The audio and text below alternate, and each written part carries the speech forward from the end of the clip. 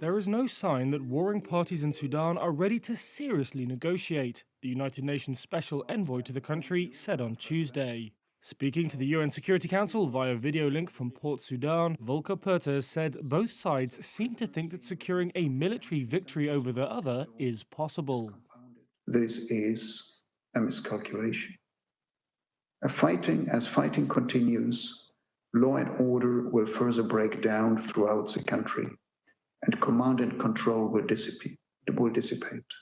Sudan could become increasingly fragmented, which would have a devastating impact on the region. And even if one side wins, Sudan will lose.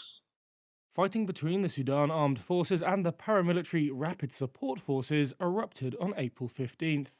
Both parties agreed to a 72-hour ceasefire beginning on Tuesday, which Perthes said seemed to be holding in some parts so far. However, we also hear continuing reports of fighting and movement of troops. At this hospital in Omdurman, an adjacent city to the capital Khartoum, a projectile was reported to have pierced the building and exploded inside. Staff said no one was killed, but 13 people were treated for injuries. Some hospitals have been destroyed in the violence that has turned residential areas into battlefields and triggered a humanitarian crisis. Hundreds of people have been killed and thousands wounded as the paramilitaries embedded in neighborhoods and the army targeted them from the air.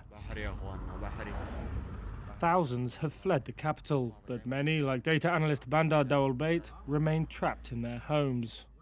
In this video, he and a friend have risked venturing into the streets in search of water.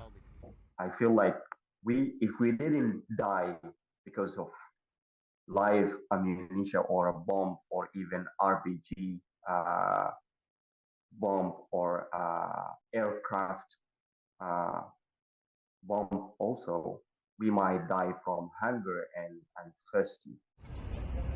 The UN's humanitarian office said shortages of food, water, medicines and fuel were becoming extremely acute and that prices were surging.